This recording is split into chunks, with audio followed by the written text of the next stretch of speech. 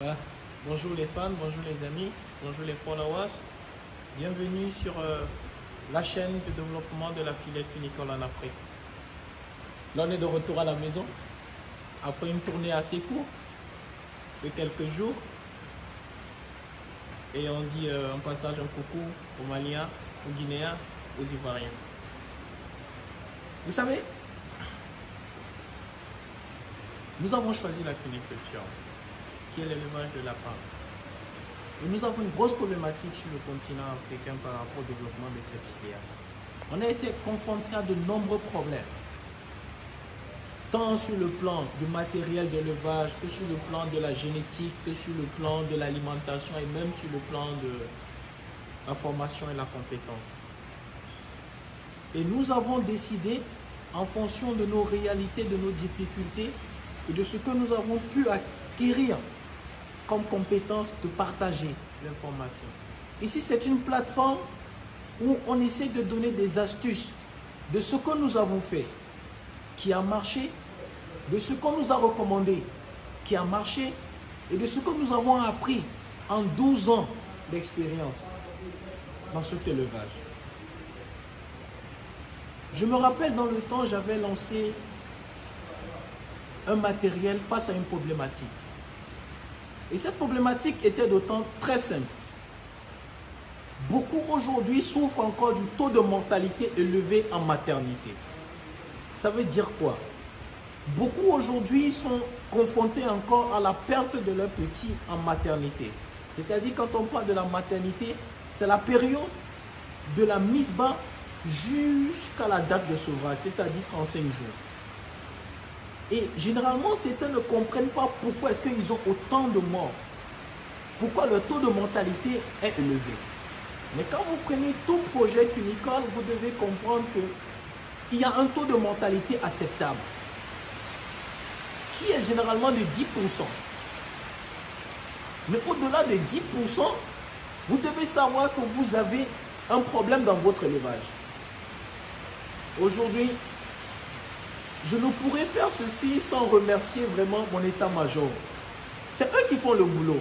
Parce que, comme vous le savez, pour pouvoir mener à bien cette mission sur le continent africain, je suis amené à voyager tout le temps.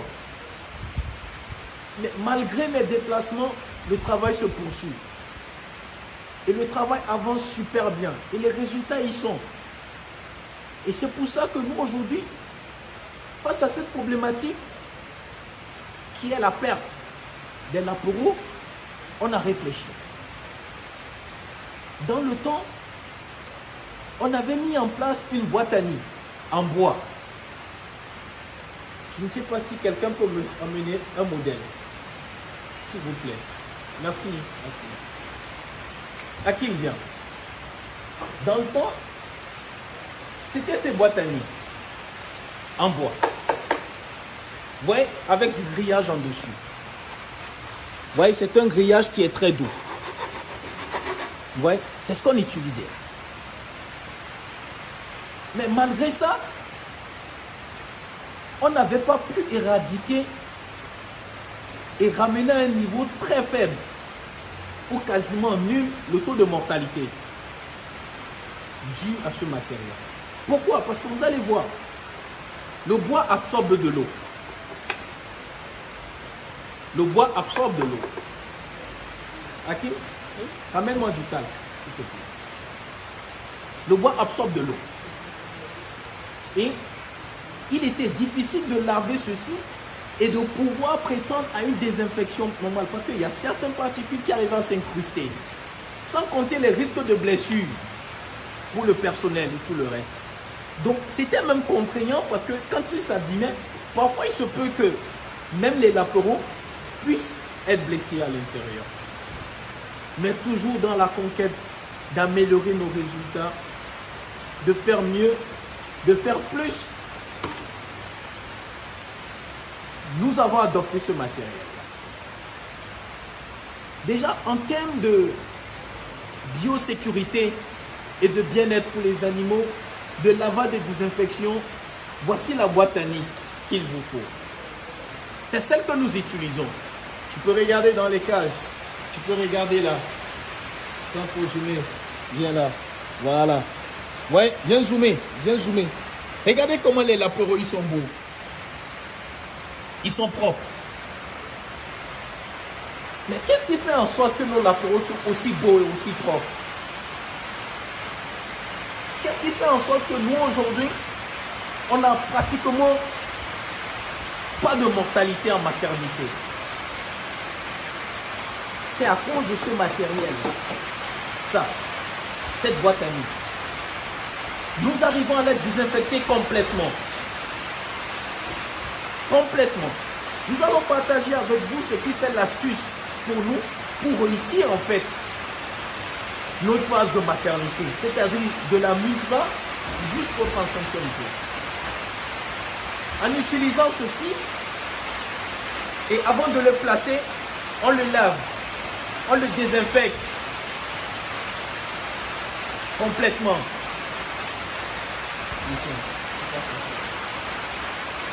On le lave, on le désinfecte complètement. Et à la mise bas, nous mettons ça à 2 jours avant la mise bas. Et qu'est-ce qu'on fait? Nous ajoutons un copeau. C'est un copeau spécifique à l'élevage. Bien zoomé. Vous voyez, c'est un copeau blanc. C'est ce qu'on appelle le copeau dépoussiéré. Il n'y a pas de poussière dedans. Regardez. J'ai arrêté le copeau, regardez ma main. Ma main sont propres. Regardez. Il n'y a pas de poussière. Nous mettons ce copeau à l'intérieur. Vous voyez, il y a des trous. Et quand vous disposez le copeau, il faut comprendre dans un premier temps, quand vous l'avez mis, vous laissez la femelle elle-même. On va le mélanger avec son poil pour en faire un nid. Et après cela,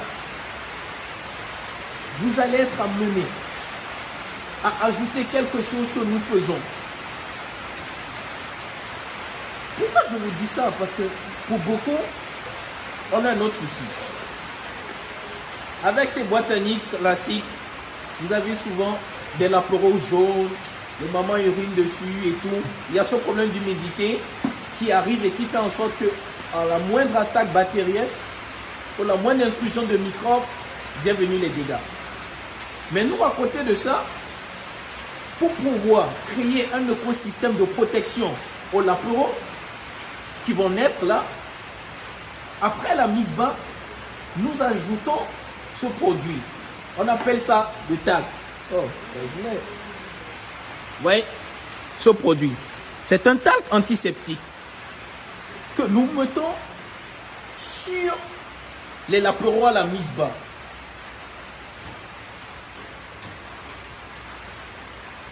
Regarde, venez voir comment ils sont beaux, mes bébés. Regardez. Regardez. Vous voyez, je prends le copeau. Regardez comment le copeau est encore humide, est encore frais. Il est chaud. Ouais, ils sont à l'aise dedans. Et quand vous prenez, vous faites juste comme ça ne dérange pas les lapereaux. Ils n'ont aucun souci face à ça. Et c'est ce que nous ajoutons là, en fait, qui crée une protection pour les lapereaux. C'est du copeau dépoussiéré, sur lequel on rajoute à la mise bas du talc antiseptique. Et les petits sont à l'aise.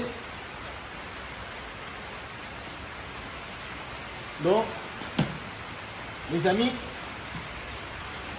c'est que des astuces parce que il faut comprendre. Une seule hirondelle ne fait pas le printemps. Si je réussis seul, je n'aurais pas réussi. Ou ma réussite aura un goût d'échec. Ma réussite est celle des autres. Ma réussite, c'est celle de tirer mes confrères, mes grands frères, mes papas, mes petits frères vers le haut. C'est de pouvoir leur donner aujourd'hui les rudiments pour pouvoir réussir dans cet élevage. C'est de pouvoir leur dire la vérité sur certaines choses. C'est de pouvoir leur montrer ce que je fais et qui a fait ma réussite. Mais en réalité, ma plus belle réussite, c'est mon équipe. Ma plus belle réussite, c'est mon équipe. Ma plus belle fierté, ce sont ces gars-là qui, chaque jour, sont au four ou au moulin, qui sont attentifs à tous les détails, qui permettent d'avoir ce résultat. Parce qu'à eux, j'ai juste transmis la compétence. C'est eux qui font le boulot. Et je tenais à les dire un sincère merci pour tout ce qu'ils font. Parce que chaque fois aujourd'hui, quand je voyage, je pars le cœur tranquille. Quand je reviens avec le cœur fier. Ça n'a pas été facile. Paris n'a pas été conçu en une journée. Il y a des jours où on s'est fait du rentre-dedans. Comme Michel le dit, on vient de loin. Ça fait 10 ans qu'on marche ensemble. Ça n'a pas été 10 ans de grand amour. À des moments, on s'est battu. Mais on est là. Et on tient bon parce que on est sur une filière et on sait que ça va développer le continent. Parmi nous aujourd'hui, on a le CAM. C'est l'animateur de la ferme, le Camerounais. L'homme fort, l'homme du régime. Mais depuis qu'il est né, il a connu un seul président. Mais il en est fier. On est fier de ça. Mais on a la transition au Bénin, n'est-ce pas? Vous voyez, eux, c'est comme mes frères, c'est ma famille. J'ai presque pas d'amis, mais eux, ce sont mes amis. Je tenais à leur dire un grand merci. Et pour tous ceux qui sont intéressés par ça, c'est bientôt disponible sur la Côte d'Ivoire. Vous pouvez contacter la représentation à Abidjan.